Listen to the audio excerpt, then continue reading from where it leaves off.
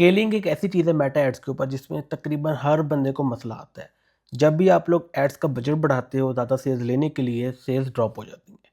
तो don't worry, आज मैं आपको बताता हूँ कि ऐसा मेथड स्केलिंग का जो बिल्कुल ऑटोमेटिक है। आपको कुछ करने की ज़रूरत नहीं है, एक दफ़ा सेटअप करते हैं वो खुद ही स्केल होता रहेगा। नंबर 1।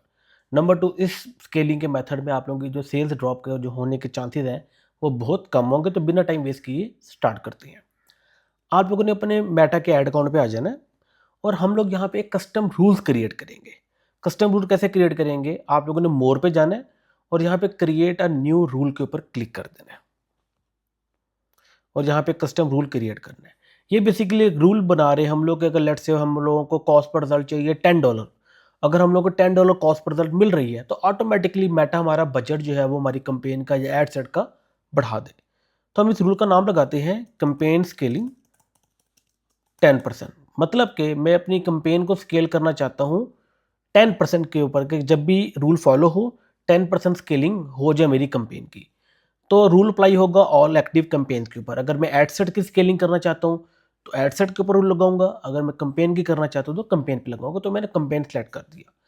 अब मैं चाहता क्या हो मेरी कंपेन के साथ? Increase daily budget by. मैं चाहता हूँ कि मेरी कैंपेन का डेली बजट इंक्रीज हो जाए। अब मैं देखो, अब आप यहाँ पे 3% भी इंक्रीज कर सकते हो, 5% भी कर सकते हो, 10% इंक्रीज भी कर सकते हो, टोटली अप टू यू। लेकिन 10% से ज़्यादा नहीं करना। अब आप कहेंगे सर 3% का भी यूज़ करें, 5% का भी यूज़ करें, 10% का भी यूज़ करें। देखो ये टोटली डिपेंड करता है आपके ऊपर, आपका कैश फ्लो कितना है, आप कितना जल्दी स्केल करना चाहते हो, इन्वेंट्री कितनी है। इस हिसाब से अपने अपने पूरा मंथ का स्केलिंग बजट डिसाइड करना है कि मंथ के दरमियान में कभी भी आपको ऐड ना रोकने पड़े कैश फ्लो की मसले की वजह से या फिर इन्वेंट्री के मसले की वजह से। तो आपने स्केलिंग का वो मेथड अपने वो परसेंटेज अपने माइंड में रखनी है। लेट्स से आप कहते हो कि मेरे पास बजट का भी मसला नहीं है, मेरे पास इन्वेंट्री का मसला भी नहीं है, तो 10% रख लो, वरना आपके ऊपर है, अपनी मर्जी से कर लेना। अब आपने एक मैक्सिमम डेली कैप भी निकाल देनी है कि जो डेली बजट इंक्रीज करे। लेट्स से मेरा $50 बजट था कैंपेन का, वो 10% बढ़ाएगा, फिर 10% बढ़ाएगा, बढ़ाता जाएगा बढ़ाता जाएगा बढ़ाता जाएगा। है तो ऑटो पायलट पे, मैंने तो इसे कुछ भी नहीं करना, वो खुद ही बढ़ाता रहेगा। मैं सो रहा हूँ, जाग रहा हूँ, दुनिया में किसी कोने में हूँ, मेरी स्केलिंग होती रहेगी। तो फिर इसलिए मुझे एक कैप लगानी पड़ती है कि इस पॉइंट पे आके स्केलिंग बंद कर दो। मैं कहता हूँ अगर मेरा पर डे बजट $1000 पहुंच जाते हैं तो फिर मेरे उस एड सेट की स्केलिंग बंद कर दो। ये आपके ऊपर होता है, आप कितना करना चाहते हो। मेरा वैसे नॉर्मली 10-10,000 रहता है पर डे का। एडसेट्स के ऊपर, जो कंपेन के ऊपर हो तो 50,000, एडसेट पे हो तो 10,000। डिपेंड करता है मैंने किस तरह से बजट को स्केल करना है। But it's also totally depend on you, आपने कितना स्केल करना चाहते हो। अब ये कब कब करे? वंस डेली, हर 12 घंटे के बाद नहीं, डेली मैं हर 24 आवर्स के बाद एक दफ़ा वो चेक करे कि स्केलिंग करनी है कि नहीं करनी। करनी है तो कर दे, नहीं करनी तो छोड़, रुक जाए, अगले 24 घंटे का वेट करे। अब यहाँ पे हम कुछ कंडीशंस लगाते हैं कि अगर वो कंडीशन फुलफिल हो रही है तभी स्केल किया जाए, वरना स्केल ना किया जाए। तो कंडीशन होनी चाहिए कॉस्ट पर रिजल्ट, और वो होनी चाहिए लेस देन। मतलब कि अगर मैं कहता हूं कि मेरी अगर कॉस्ट पर रिजल्ट आ रही है $5, अगर मुझे कॉस्ट पर रिजल्ट मतलब कि एक ऑर्डर मुझे $5 से नीचे का मिल रहा है, तो मेरा जो है एड सेट या मेरी कंपेन को स्केल किया जाए, वरना स्केल ना किया जाए।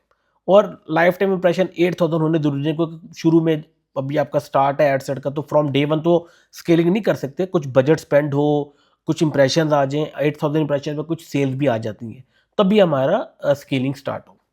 ठीक है। टाइम रेंज आप लोग जो रखोगे वो आप रखोगे लास्ट 3 डेज इंक्लूडिंग टुडे, मतलब आज का दिन, कल का दिन और परसों का दिन। इन 3 दिन के बेसिस पे चेक करो कि ये कंडीशन फुलफिल हो रही है कि नहीं हो रही। लास्ट 3 डेज को वो चेक करेगा कि अगर कॉस्ट पर रिजल्ट $5 से नीचे मिल रहा है कि नहीं मिल रहा, और जो मेरे लाइफ टाइम इंप्रेशन है वो 8000 तक आए हैं कि नहीं आए।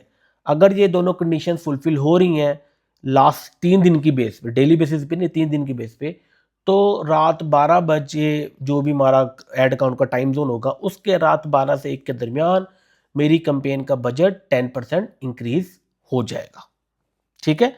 और आप इस रूल को क्रिएट कर लो। अब इसके बाद आते हैं कि सर हमने कंपेन बनानी कैसे है।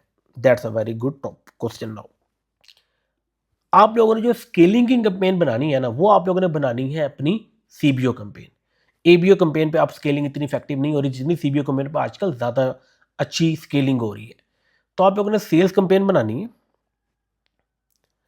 अच्छा, यहाँ पे सीबीओ कंपेन रख दो, स्टार्टिंग बजट लेट से मैं कहता हूँ $100 मेरा डेली का बजट स्टार्टिंग है, फिर 10% बढ़ाता जाए।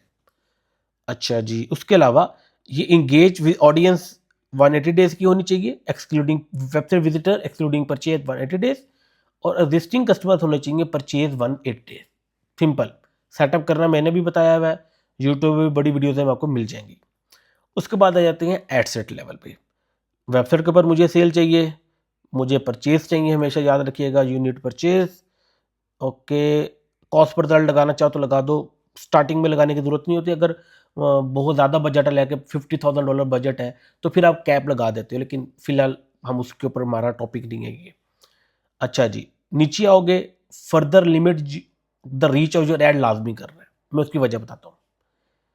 एक तो आप लोगों ने जेंडर अपना लाजमी फिक्स करना है, जो भी आपका प्रोडक्ट का टारगेट जेंडर होगा वो फिक्स करना है। मैं कहता हूँ मेरा वुमन जेंडर है टारगेट, तो मैं वो फिक्स करता हूँ।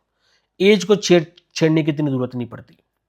और लेट्स से स्केलिंग भी आप तब करते हो जब आपके एड अकाउंट में 200-300 सेल्स आ जाती हैं, ठीक है, तो फिर आप ओपन टारगेटिंग भी कर सकते हो। जब आपके एड अकाउंट में लेट्स से डेली के 5-10 ऑर्डर आ रहे हैं, तो आफ्टर अ मंथ आप अपने अगर इंटरेस्ट बेस्ड टारगेटिंग को खत्म करके ओपन बेस्ड टारगेटिंग पे आ जाओ, तब भी आपका काम चल जाएगा।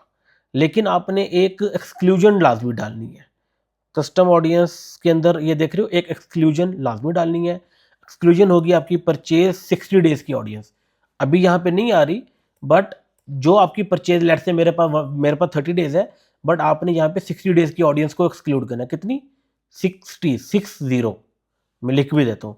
60 डेज की ऑडियंस को आप लोगों ने यहाँ पे एक्सक्लूड करना है। इसकी वजह भी बता देता हूँ कि अगर आप इन्हें एक्सक्लूड नहीं करोगे तो अगर कोई बंदा आपसे चीज़ परचेज करता है, मेटा उसे बार बार ऐड दिखाने लग जाएगा क्योंकि उसने आपके ब्रांड में इंटरेस्ट शो करवाया है।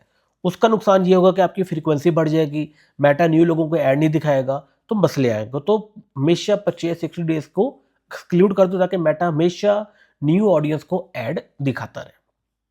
कुछ और करने की जरूरत नहीं है।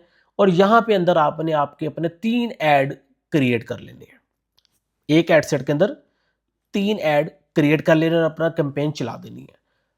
लेकिन अब आपने करना क्या है, बात आती है यहां पे। आपने हर हफ्ते एक नया एड सेट बनाना है, एक न्यू एड सेट होना चाहिए, हर हफ्ते बनाना है आपने।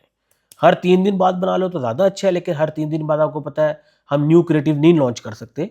तो हर हफ्ते एक नया एड सेट बनाना है, एक दिन फिक्स कर लो, लेट से एवरी मंडे मैंने न्यू एड सेट डाल देना है, ठीक है। और उसके अंदर 3 न्यू ऐड जो पहले कभी यूज नहीं हुए वो डाल दो। फिर हर हफ्ते अगले हफ्ते फिर बनाते रहो। इस तरह हर हफ्ते का एक new ad set and 3 add आपने लॉन्च करने हैं। उसकी वजह बताता हूँ। जब आप स्केल कर रहे होते हो, बजट आपका बढ़ रहा होता है, बढ़ता जा रहा होता है, मेटा ज़्यादा लोगों को ऐड दिखा रहा होता है। जब ज़्यादा लोगों को ऐड दिखाता है तो आपको ज़्यादा से ज़्यादा क्रिएटिव चाहिए होते हैं, क्योंकि हर ऐड हर बंदे को पसंद नहीं आता। तो you need different creative targeting, different angles, different hooks, different scripts, different type of creative मतलब आपको करना पड़ता है। और कुछ क्रिएटिव में ऑफर कोई और हो, कुछ क्रिएटिव में ऑफर कोई और हो। मतलब कि एक समझ लो कि आप लोगों ने एक पावर पैक बना देना है। लेट्स से अगर मैं स्क्रोलिंग कर रहा हूँ, मुझे सुबह आपका कोई और ऐड शो हो, दोपहर को कोई और ऐड शो हो, शाम को कोई और हो, रात को कोई और हो, मैं दिन में 4-5 आपके ऐड देखूं, लेकिन वो कोई भी ऐड एक वो रिपीट ना आए, उसका फायदा क्या होगा? कस्टमर की साइकोलॉजी में इम्पैक्ट डालेगा, कस्टमर आपसे ज़्यादा चीज़ें परचेज करेगा, ठीक है।